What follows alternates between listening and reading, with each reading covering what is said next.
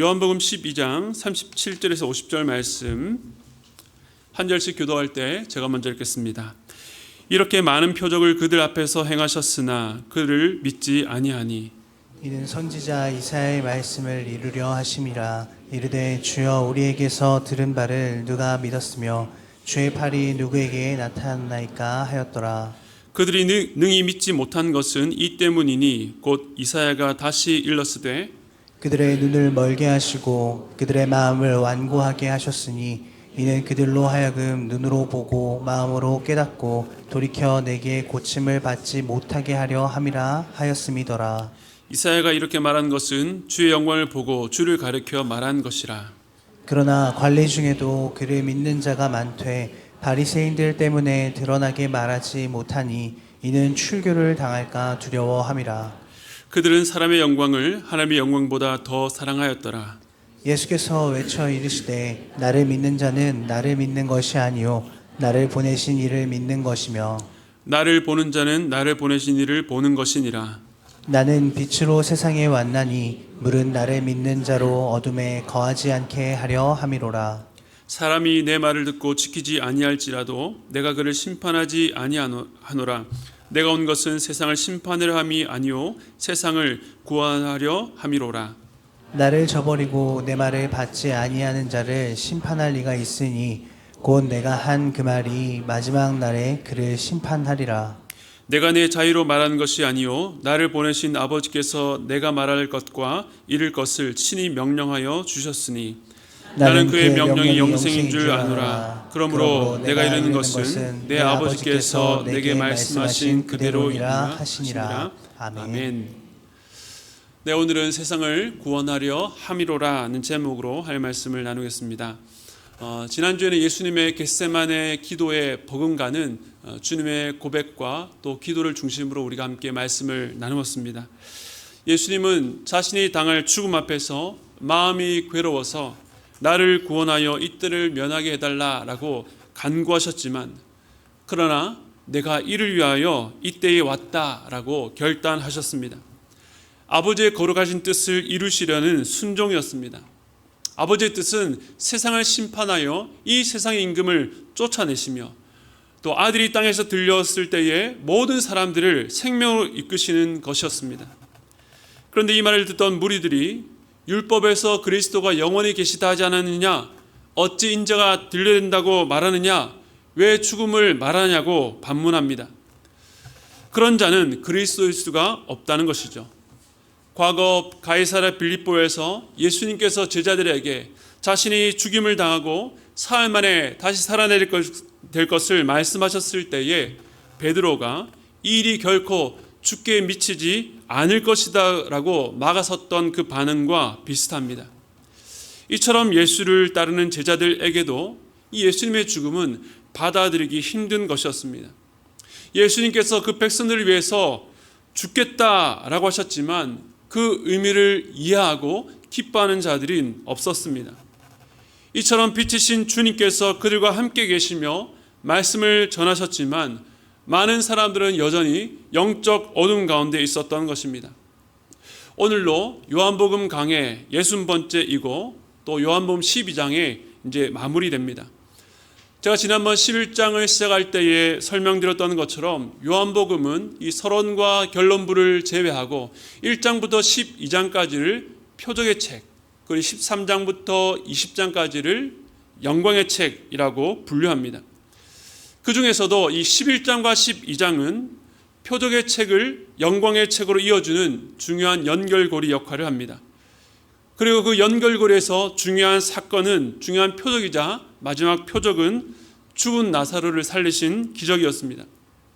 이 표적이 일어났던 베다니는 중요한 배경이 됩니다.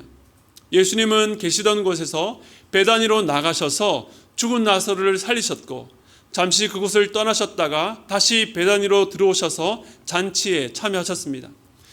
그곳에서 마리아는 순전한 나드 한 근 향유를 예수님의 발에 뿌리고 붓고 자신의 머리털로 예수님의 발을 씻었습니다. 많은 사람들이 예수에 대한 소문을 듣고 베다니로 모였습니다. 이후에 예수님께서 예루살렘에 입성하셨을 때에 무리들이 호산나라고 부르면서 환호했던 이유도 이곳 베다니에서 있었던 마지막 표적의 영향이 컸고, 아이러니하게도 당대의 지도자들이 예수를 죽이기로 결의한 것도 바로 이 표적 때문이었습니다. 그리고 오늘 12장의 마지막 본문은 이 모든 것까지 다 포함해서 표적의 책을 마무리하는 결론부에 해당하는 것으로 보입니다. 모든 표적이 그렇지만 특히 마지막 표적, 죽은 나사로를 살리신 사건은 예수님께서 이 땅에 오신 목적이 무엇인지, 또 예수님께서 누구신지를 보여주는 강력한 표적이었습니다. 예수님은 죽었던 우리를 살리기 위해서 오셨고, 죽은 자에게 생명을 주실 수 있는 바로 그리스도이심을 나타내는 겁니다. 주님은 지금까지 이것을 알리기 위해서 여러 표적과 함께 많은 말씀으로 무리들과 제자들을 가르치셨습니다. 그런데 그 결과에 대해서 요한복음 12장 37절은 이렇게 말합니다. 제가 읽겠습니다. 이렇게 많은 표적을 그들 앞에서 행하셨으나 그를 믿지 아니하니. 주님께서 이렇게 많은 표적을 그들 앞에서 행하셨습니다. 주님이 세례를 받으신 이후에 지금까지 해오셨던 모든 사역을 한마디로 요약한 것입니다. 물론 요한복음에는 7개의 표적만 선별해서 기록했지만 다른 복음서를 보면 이 복음서에 기록되지 않은 많은 사건들을 기록하고 있습니다. 주님은 그야말로 열심히 사역하셨습니다. 그러나 그 결과가 무엇입니까? 정말 안타깝게도 사람들은 이렇게 많은 표적을 직접 보고 경험했지만 예수를 믿지 않았다는 것입니다. 정말 의외입니다. 우리가 주변에 믿지 않은 친구나 가족들에게 전도를 할 때에 믿지 않으면, 또 저 같은 목회자가 말씀을 준비해서 잘 전했음에도 불구하고 사람들이 그 말씀을 듣고도 믿어지지 않는다라고 하면 그럴 수도 있지라고 하겠지만, 예수님께 이처럼 놀라운 표적을 많이 행하시고도 또 권세 있는 말씀을 전하시고도 믿지 않았다는 것을 우리는 어떻게 받아들여야 될까요? 이러한 불신은 당연한 것이 아니라 미스테리하다라고 볼 수밖에 없습니다. 오히려 어떻게 이런 일이 일어날 수 있는가 반문할 일입니다. 그런데 이렇게 많은 표적을 보고도 믿지 않은 현상에 대해서 저자는 이사야 말씀을 인용해서 설명합니다. 먼저 요한복음 12장 38절 말씀 우리 함께 읽겠습니다. 시작. 이는 선지자 이사야의 말씀을 이루려 하심이라. 이르되 주여 우리에게서 들은 바를 누가 믿었으며 주의 팔이 누구에게 나타났나이까 하였더라. 이 말씀은 이사야 53장 1절을 인용한 말씀입니다. 이사야서는 장차 오실 그 메시아에 대해서 고난받는 종이라고 하는 매우 특별한 메시지를 담고 있습니다. 예수님이 오시기 전 약 700년 전에 기록된 말씀입니다. 그 말씀들 중에 특별히 이사야 53장은 메시아의 대속적인 죽음, 고난을 대해서 말씀하고 있습니다. 이것을 받아들일 수 없었던 유대인들은 이 절기마다 낭독했던 또 암송했던 구절 목록에서 이사야 53장을 빼고 읽기도 했습니다. 우리가 잘 아는 말씀 이사야 53장 5절은 이렇게 말합니다. 그가 찔림은 우리의 허물 때문이요 그가 상함은 우리의 죄악 때문이라. 그가 징계를 받음으로 우리는 평화를 누리고 그가 채찍에 맞음으로 우리는 나음을 받았도다. 사람들은 생각하기를 그가 죄가 많아서 하나님께 징계를 받아 고난당한다라고 보았지만 실제로는 우리의 허물과 죄악 때문에 주님이 대신 받는 고통이었으며 그의 고난으로 우리가 평화를 누리고 낫게 되었다라고 고백합니다. 얼마 전 우리가 묵상했던 사도행전 8장에서도 이 에티오피아 내시가 광야에서 바로 이사야 이 본문을 읽으면서 여기 나오는 고난받는 이가 누구인가를 고심하고 궁금해할 때에 하나님께서는 빌립 집사를 성령에 이끌려서 그 광야로 보내셨습니다. 빌립은 그 광야에서 그 내시의 수레에 올라타서 이사야 53장의 고난받는 자가 바로 예수 그리스도이심을 증거했습니다. 즉 하나님의 백성 때문에 대신 고난받으신 종이 바로 예수 그리스도였습니다. 그런데 이 예언의 말씀을 하기 전 53장 1절은 오늘 본문에서 인용한 말씀처럼 우리가 전한 것을 누가 믿었는가 반문합니다. 아무리 메시아에 대해서 예언할지라도 믿지 않는 사람들의 불신앙에 대해서 탄식합니다. 즉 사람들의 불신은 예수님 당시나 700년 전 이사야 시대나 그리고 지금 우리가 살아가는 이 시대나 마찬가지입니다. 사람들이 말하는 것처럼 눈에 보이는 증거를 보지 못해서 믿지 못하는 것이 아니라는 것입니다. 누가복음 16장에 보면 부자와 거지 나사로 이야기가 나옵니다. 한 부자가 날마다 자신의 부를 향유하면서 즐기고 있었는데 나사로라고 하는 거지가 그의 대문에 버려진 채 비참하게 죽었습니다. 나중에 부자도 죽어서 장사되었는데 죽음 이후에 상황이 역전되었습니다. 나사로는 아브라함의 품에 안겨 있는데 부자는 불꽃 가운데 목이 말라 고통합니다. 둘 사이에는 건널 수 없는 큰 구렁텅이가 있어서 서로 오갈 수가 없었습니다. 부자가 아브라함에게 간구합니다. 자신에게 형제 5이 있는데 저 나사로를 자기 형제에게 보내서 죽음 뒤에 있는 이 영적 현실을 알리고 자기 형제들만이라도 여기 고통받는 곳에 오지 않게 해달라고 간청합니다. 그런데 아브라함이 그 청을 허락하지 않고 그들에게 이미 모세와 선지자들이 있으니까 그들에게 충분히 들을 수 있다라고 말합니다. 그러자 부자는 아니라고, 선지자의 이야기가 아니라 만일 죽은 자 중에 누군가 살아나서 이 천국과 지옥에 대한 실상을 알린다면 그들이 분명히 회개할 것이다 라고 말합니다. 그때 주님께서 이 말씀으로 결론 짓습니다. 누가복음 16장 31절 말씀 함께 읽겠습니다. 시작. 이르되 모세와 선지자들에게 듣지 아니하면 비록 죽은 자 가운데서 살아나는 자가 있을지라도 권함을 받지 아니하리라 하였다 하시니라. 너희 형제들이 이 땅에서 전도자가 전한 말씀을 듣고도 믿지 않았느냐? 오늘날로 하면 믿지 않는 자들이 교회에서 전한 말씀을 듣고도 믿지 않고 자신의 친구나 이웃에게 복음을 듣고도 그것을 거절한다면 죽은 자가 살아나서 전할지라도 그들은 듣지 않을 것이라고 말한 것입니다.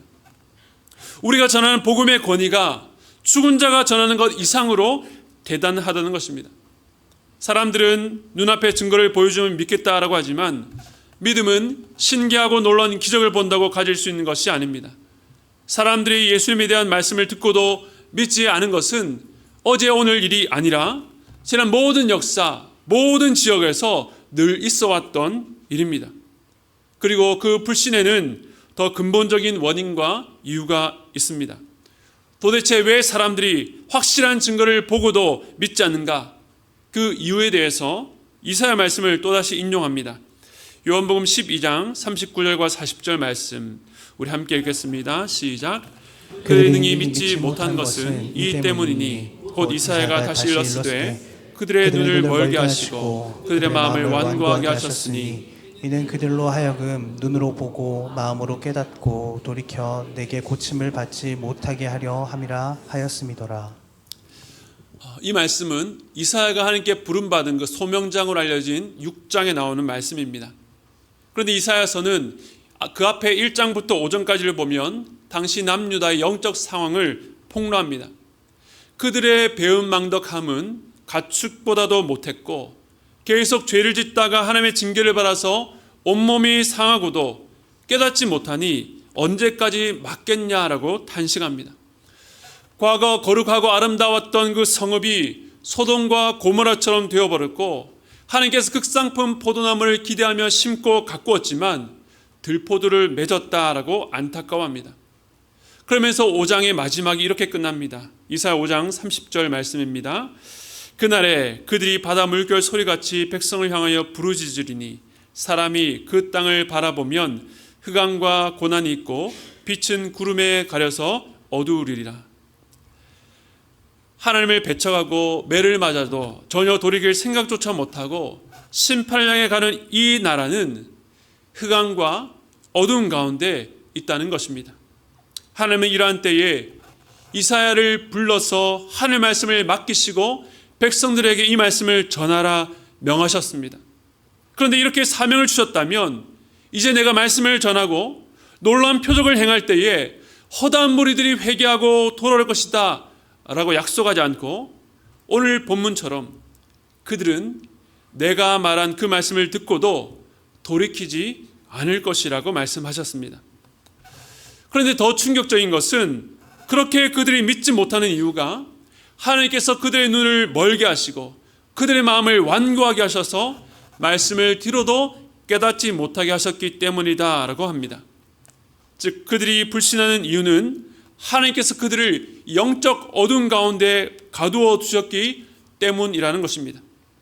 그렇게 영적 어둠 가운데 있기 때문에 예수님께서 직접 오셔서 이렇게 많은 표적을 행하셔도 믿지 않은 것입니다. 사람들은 내가 알아들을 수 있게 말하라, 내가 믿을 수 있게 보이라고 말합니다. 그 말 속에 어떤 생각이 있습니까? 내가 증거를 보고 마음만 먹으면 언제든지 믿을 수 있다는 겁니다. 내가 지금은 세상 속에 살아가지만 때가 되면 내가 교회에 나가겠다라고 합니다. 하지만 이 말은 마치 앞을 볼 수 없는 맹인이 자기가 원하기만 하면 스스로 눈을 떠서 볼 수 있다는 말처럼 불가능한 말입니다. 실상은 하나님께서 그들의 눈을 가리시고 그들의 마음을 완고하게 하셨기 때문에 볼 수도 깨달을 수도 없는 것입니다. 그러나 이 말씀은 사람들의 불신앙의 책임이 전적으로 하나님께 있다는 의미는 아닙니다. 즉 내가 아무리 믿고 싶어도 하나님께서 못 믿게 하시니까 나로서는 방법이 없다, 하나님의 책임이다 라고 말할 수가 없다는 것입니다.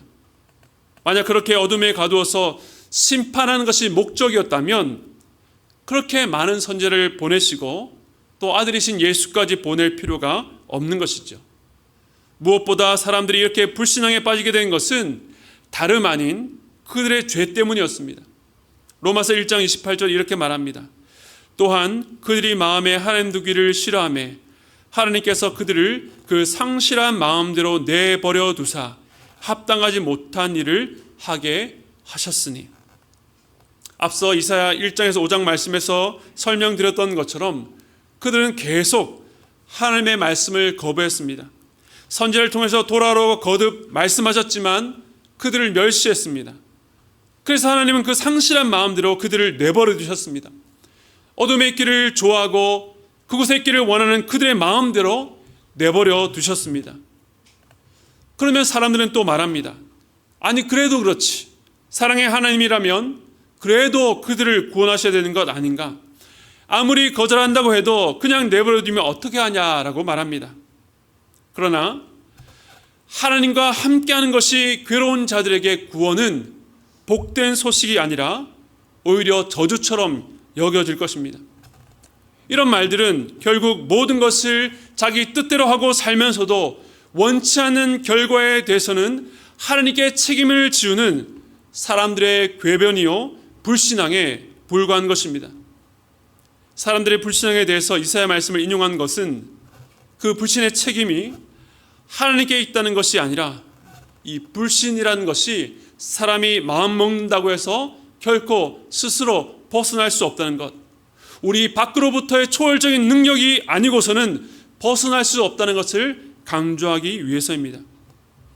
죄 가운데 있기를 즐겨하는 자들을 그 가운데 내버려 두사 그들의 눈을 가리신 하나님께서 그들의 눈을 뜨게 하기 전까지는 절대로 벗어날 소망이 없는 것입니다. 사랑하는 성도 여러분, 여러분들의 가족과 또 이웃들에게 복음을 계속 전하는데도 그들이 돌아오지 않아서 낙심한 분 계십니까? 여러분의 능력이나 자질 부족 때문이 아니니 먼저는 너무 자책하지 마시기 바랍니다. 우리가 해야 될 것은 자책이 아니라 그들의 눈을 뜨게 하시고 그 마음을 부드럽게 하실 하나님만을 의지하고 하나님의 긍휼을 구하는 것입니다. 우리가 할 수 있다는 우리 안에 자신을 의지하는 그 마음이 완전히 꺾일 때에 하나님께서 일하실 것입니다. 우리는 할 수 없지만 하나님은 하실 수 있으니 끝까지 포기하지 않으면 때가 되매 하나님께서 거두게 하실 줄로 믿습니다. 이처럼 당시에는 불신에 사로잡혀서 주님의 표적을 보고도 믿지 않은 자들이 대다수였습니다. 그런데 뜻밖의 또 다른 반응들도 있었습니다. 요한복음 12장 42절 말씀 함께 읽겠습니다. 시작. 그러나 관리 중에도 그를 믿는 자가 많되 바리새인들 때문에 드러나게 말하지 못하니 이는 출교를 당할까 두려워함이라. 여기서 관리라고 하면 백성들을 사회적으로 또 종교적으로 지도하고 다스렸던 이 지도층인데, 당시 예수를 죽이려고 모의했던 자들과 매우 긴밀한 관계에 있던 자들입니다. 그런데 예수에 대한 적대감이 가장 높은 그룹 안에서도 뜻밖의 믿는 자가 많았다고 말합니다. 하지만 그들은 드러나게 말하지는 못했는데, 지난 9장에서도 맹인이었던 자의 부모가 부모처럼 이 예수를 그리스도라고 인정하면 출교를 당했기 때문이었습니다. 그들이 가진 믿음이 어떤 수준이었는지 알 수 없지만 그들은 예수님의 표적과 말씀을 보면서 이분은 보통 랍비가 아니다, 정말로 하나님께서 보내신 아들일 수 있다라고 생각했습니다. 하지만 그들은 자신이 가진 사회적 지위와 위치를 포기할 수 없어서 공적으로 고백하지는 못했습니다. 그런 자들 향해서 하나님의 말씀은 이렇게 평가합니다. 요한복음 12장 43절 말씀, 그들은 사람의 영광을 하나님의 영광보다 더 사랑하였더라. 참 뼈아픈 지적 아닙니까? 분명히 그 안에 예수님을 보면서 믿음이 생겼지만 그 당시의 분위기 때문에 사람들 앞에서 믿음을 고백하지 못했던 것이 사람의 영광을 하나님의 영광보다 더 사랑했기 때문이다 라고 말씀합니다. 그런데 제가 이 말씀으로 여러분들에게 사람의 영광을 하나님의 영광보다 더 사랑하는 잘못된 믿음을 버리셔야 합니다, 그것은 구원받지 못하는 잘못된 믿음입니다 라고 설교할 수가 없었습니다. 저 역시 목사로 하나님의 부름을 받아서 주님을 섬기는 자리에 있지만 때로 사람의 영광을 하나님의 영광보다 더 사랑하는 연약함이 제 안에도 있습니다. 그 사람의 영광이라고 하는 것이 어떤 대단한 명예를 말하는 것이 아닙니다. 하지만 여전히 포기하지 못하는 인간적인 욕심이 있고 순간순간 하나님을 전적으로 신뢰하지 못하고 인간적인 방식으로 내 안의 불안과 두려움을 회피하려는 그 마음이 제 마음 한 구석에 웅크리고 있는 것입니다. 이 관리들의 모습이 저와 여러분의 모습 아닙니까? 그래서 이 말씀이 우리를 참 아프게 할 수 있습니다. 우리가 자녀를 볼 때에 우리의 미래와 커리어, 경제적 상황, 사람들과의 관계 속에서 사람의 영광을 하나님의 영광보다 더 사랑할 때가 있지 않습니까? 우리 안에 분명 믿음이 있지만 사람의 영광을 더 사랑하다가 넘어질 때가 많습니다. 그런데 주님께서 이 말씀으로 우리가 가진 믿음의 연약함, 그 미천을 드러내시는 것은 우리의 믿음이 수준 미달이라고 하는 가격표를 매기기 위해서가 아닙니다. 요한복음 안에서도 지금은 하나님의 영광보다 사람의 영광을 사랑해서 믿음을 숨기고 있지만 니고데모나 아리마대 사람 요셉처럼 요셉은 주님께서 부활하셨을 때에 빌라도에게 당당히 예수님의 시신을 요구하고 장례를 치릅니다. 물론 이 관리들의 믿음은 분명히 우리가 본받아야 될 모범이 될 수 없고 연약한 모습이지만 아직 요한복음이 끝나지 않은 것처럼 이들에 대한 믿음의 진단도 최종 결론은 아닙니다. 마찬가지로 지금 여러분의 모습이 최종은 아닙니다. 여전히 하나님과 사람 사이에서 저울질하는 우리이지만 우리 인생의 고통과 실패, 낮아짐을 통해서 지금도 우리의 믿음은 조금씩 자라고 있는 것입니다. 지금까지 십자가를 앞둔 예수님의 사역에 대한 사람들의 반응을 종합적으로 정리해 보았습니다. 당시 전체적인 분위기는 대다수가 이렇게 많은 표적을 보고도 믿지 않았다는 것입니다.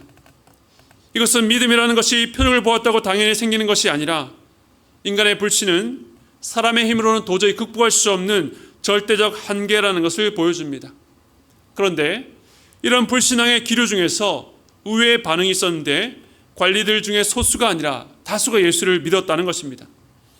물론 그 믿음은 여전히 하나님의 영광보다 사람의 영광을 사랑하는 연약한 것이었지만 스스로 눈뜰 수 없는 영적 암흑 가운데서도 희미하게 남아 무언가를 보았다는 것이 소망의 지점이기도 합니다. 이제 44절에서 마지막 50절까지는 예수님의 말씀인데요, 이 말씀들은 마치 13장으로 넘어가기 전에 지금까지 예수님께서 가르치셨던 말씀을 요약하면서 다시 한번 정리해 주는 것 같습니다. 어떤 목적 때문일까요? 그것은 바로 가르쳐도 듣지 않는 자들을 위해서, 우리와 같이 연약한 믿음을 가진 자에게 여전히 필요한 것은 말씀이요, 믿음은 그 말씀을 들음에서 나기 때문일 것입니다. 믿음이 바로 세워지기 위해서는 말씀의 능력밖에 없는 것입니다. 그러면 이제 지금까지 요한복음의 말씀을 정리해 보겠습니다. 가장 먼저 주님이 하신 말씀은 12장 44절과 45절입니다. 함께 읽겠습니다. 시작. 예수께서 외쳐 이르시되 나를 믿는 자는 나를 믿는 것이 아니요 나를 보내신 이를 믿는 것이며 나를 보는 자는 나를 보내신 이를 보는 것이니라. 아멘. 이 말씀의 핵심은 예수님과 하나님은 하나라는 것입니다. 예수님의 권위와 자격, 이 땅에 오신 목적과 이유 모두 예수님께서 하나님과 하나라는 사실에서 출발합니다. 아버지께서 아들을 이 땅 가운데 보내셨기 때문에 이 모든 것이 의미가 있습니다. 그런데 종교 지도자들이 계속 예수님을 부인하면서 내세운 논리는 무엇입니까? 우리는 율법을 지키고 우리에게는 오래전부터 내려왔던 하나님의 약속이 있지만 예수 당신은 이 율법이나 하나님과 관계없으니 믿을 수 없다는 것입니다. 그러나 주님은 구약이 가르쳐왔던 메시아가 바로 자신이며 하나님의 모든 약속이 바로 자신을 통해서 성취된다는 것을 가르치셨습니다. 그러므로 아들을 거부한다는 것은 곧 하나님을 거부하는 것입니다. 그리고 이제 주님이 오신 목적이 무엇인지, 왜 오셨는지 세 가지로 소개합니다. 먼저 12장 46절 말씀 함께 읽겠습니다. 시작. 나는 빛으로 세상에 왔나니 물은 나를 믿는 자로 어둠에 거하지 않게 하려 함이로다. 아멘. 지난 8장과 9장에서 강조하셨던 것처럼 예수님은 빛이다 라고 말씀합니다. 주님은 어둠 가운데 빛을 비추기 위해서 오셨습니다. 그리고 두 번째로는요, 12장 47절입니다. 함께 읽겠습니다. 시작. 사람이 내 말을 듣고 지키지 아니할지라도 내가 그를 심판하지 아니하노라. 내가 온 것은 세상을 심판하려 함이 아니요 세상을 구원하려 함이로라. 아멘. 주님이 오신 것은 이 세상을 심판하려 함이 아니라 세상을 구원하기 위해서라고 말씀합니다. 사람들이 예수를 부인하는 이유가 무엇입니까? 왜 죄인이라고 하면 발끈합니까? 자신의 판단과 행동을 자신이 아닌 누군가로부터 판단받는 것이 싫기 때문입니다. 왜 내가 죄인인가? 왜 내가 누군가에게 심판받고 심지어 그를 믿지 않았다고 지옥에 가야 된단 말인가? 받아들일 수가 없습니다. 그러나 주님은 거듭 말씀하십니다. 내가 온 것은 세상을 심판하려 함이 아니라 세상을 구원하기 위해서다. 예수님께서 우리를 향해서 너희가 죄인이라고 말씀하시는 이유는 그 죄 가운데 죽도록 내버려두지 않으시고 우리를 구원해 주시기 위해서입니다. 심지어 자신이 죽어서 우리를 구원하시는 놀라운 약속을 하셨습니다. 끝으로 세 번째입니다. 12장 50절 말씀 읽겠습니다. 시작. 나는 그의 명령이 영생인 줄 아노라. 그러므로 내가 이르는 것은 내 아버지께서 내게 말씀하신 그대로니라 하시니라. 아멘. 그 앞에 있는 49절에 보시면 주님이 하시는 말은 자의로 하는 말이 아니라 아버지께서 친히 주신 명령이라고 말합니다. 그리고 50절에 그 명령이 곧 영생인 것은 이 말씀에 순종하면 생명을 얻기 때문입니다. 곧 예수님의 말씀은 영생을 주는 말씀입니다.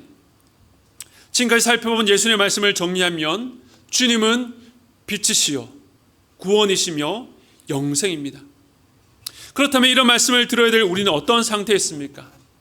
그 반대로 보시면 됩니다. 어둠이요 심판이요 죽음입니다.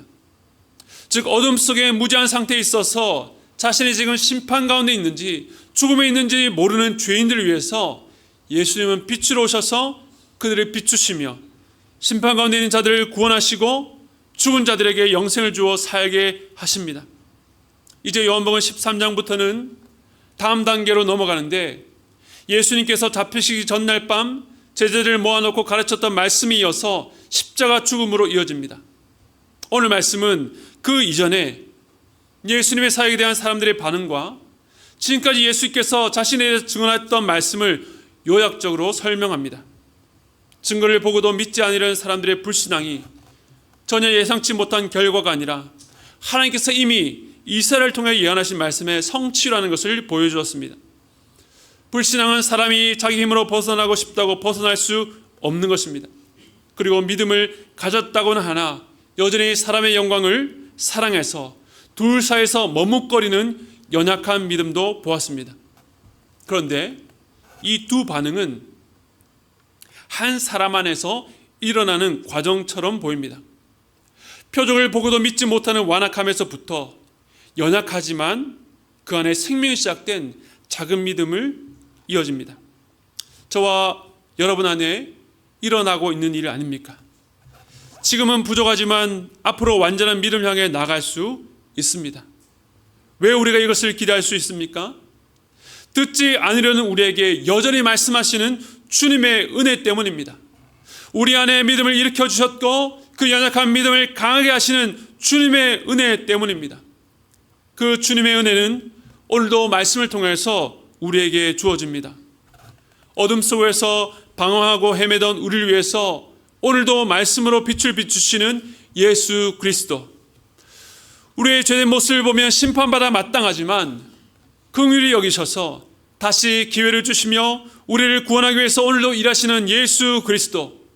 산 것 같으나 이미 죽어있는 갈수록 약화되는 육신적 생명이 아니라 영생을 주시는 예수 그리스도. 예수 그리스도는 바로 우리를 구원하기 위해서 이 땅에 오신 것입니다. 그러므로 빛이요 구원이요 생명 되신 예수 그리스도를 여러분 마음 가운데 받아들이시기 바랍니다. 그러면 이 진리가 여러분이 처해 있는 어떤 상황 속에서라도 강력한 능력으로 여러분을 붙잡아 생명길로 인도하실 것입니다.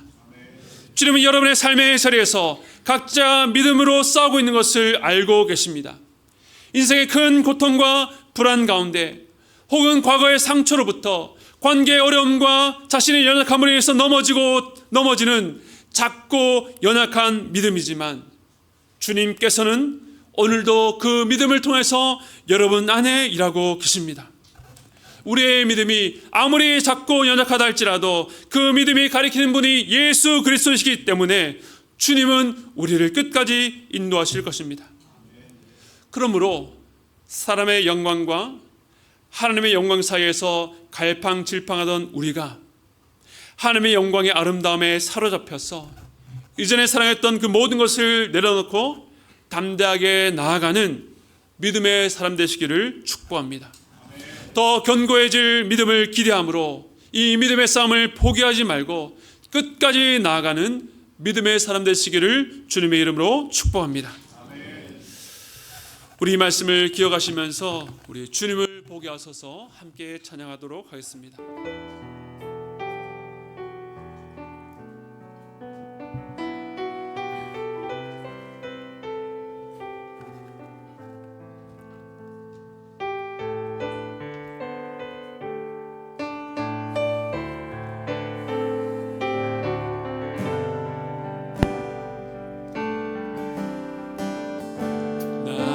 주님께 찬양 드리며 그 크신 사랑 주님께 감사해. 어둠 속에 찾아오셔서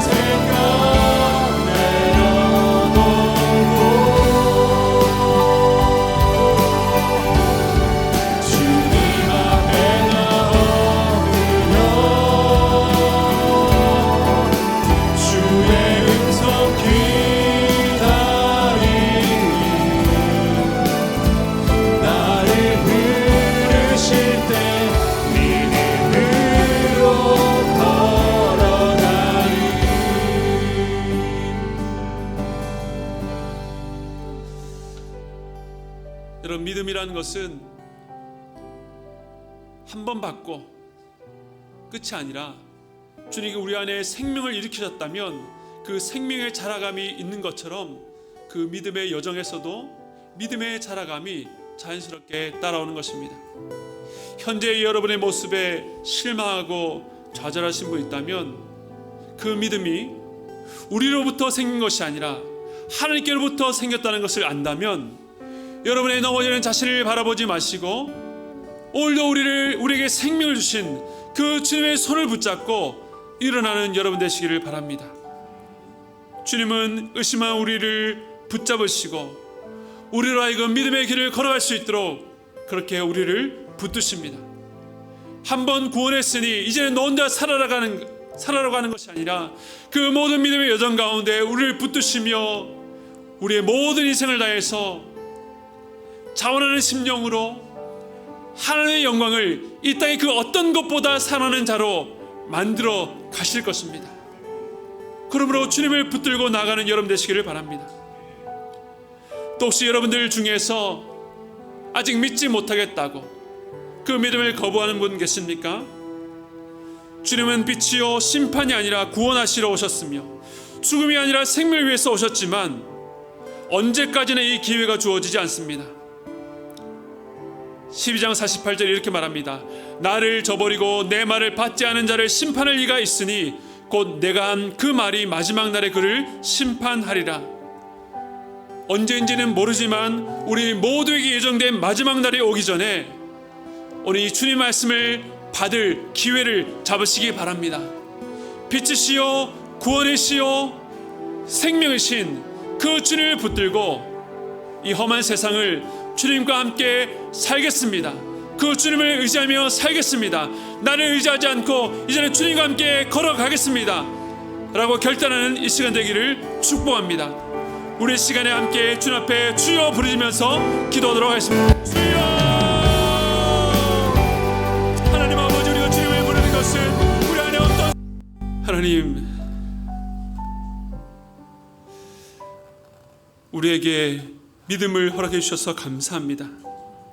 내가 구한 것도 아니요 내가 받기를 원하는 것도 아니요 참으로 영원한 죽음 가운데에 더러운 것이 더러운 것인 줄 모르고 추악한 죄를 즐기며 살아갔던 저희들을 찾아오셔서 우리 눈을 열어주시고 우리의 마음을 부드럽게 하심으로 말미암아 예수를 영접하게 하시니 감사를 드립니다. 주님, 그러나 이 믿음이 완성된 것이 아니라 끊임없이 넘어지고 좌절하고 주저앉는 의심하는 저희들을 바라봅니다. 주님, 그러나 주님은 포기하지 아니하시는 하나님 아버지가 되신 줄로 믿습니다. 주님, 우리 인생에 당한 어려운 일들로 말미암아 하나님을 오해하는 자 없도록 주여 붙잡아 주시옵소서. 우리 주 예수 그리스도는 이 세상을 심판하러 오신 것이 아니라 우리를 구원하시기 위해서 오셨다 말씀하셨습니다. 우리 예수님은 빛이시요 구원이시며 영생이라고 말씀하셨습니다. 주님, 때로는 진흙탕과 같은 이 땅을 살아갈 때에도 빛 대신 주님께서 우리를 비추시며 어둠 가운데 길을 내시는 것을 믿음으로 바라보며 그 주님과 함께 이 땅에서 죽을 생명이 아니라 영원토록 살아가는 그 영생을 가진 자로 살아갈 수 있도록 붙잡아 주시옵소서. 이 세상이 아무리 좋은 것으로도 바꾸지 않을 그 하나님의 영광을 사모하며 그 영광을 날마다 우리의 인생 가운데 바라보는 삶이 될 수 있도록 붙잡아 주시옵소서. 주님, 이 자리에 앉아있지만 아직 믿음이 없는 자 있습니까? 주님, 그의 눈에서 눈꺼풀을 벗겨주시고 그의 마음을 부드럽게 하심으로 말미암아 다른 것 다 모른다 할지라도 주여 도와주시옵소서, 주여 나를 불쌍히 여겨주시옵소서 라고 고백할 때에 주여 그의 인생의 주인 되어주셔서 이 흉흉한 바다를 소망의 나라까지 인도해 주시기를 간절히 소원합니다. 주님, 이 믿음의 여정을 걸어갈 때에 결국 쉬운 길은 아니지만 그러나 우리는 기쁠 수 있습니다. 우리 안에 기쁨을 회복시켜 주시고 주님과 함께 걸어가는 이 길 가운데에 세상에 알지 못하는 그 은밀한 기쁨 가운데 감사하며 감격하며 나갈 수 있도록 붙잡아 주시옵소서. 그래서 믿음으로 말미암아 우리 주님을 기쁘시게 드리는 복된 하나님의 자녀가 될 수 있도록 주의 역사하여 주시옵소서. 지금은 우리 주 예수 그리스도의 한량없는 은혜와 하나님 아버지의 무한하신 사랑하심과 성령님의 감동, 감화, 교통하심의 역사가 빛이시요 구원이시며 우리의 생명 대신 주님을 붙들고 그 주님을 따라 가겠노라고 다짐하고 돌아가는 모든 성도들의 머리 위에 그 인생의 여정 가운데 지금부터 영원토록 함께 있기를 축원드리옵나이다.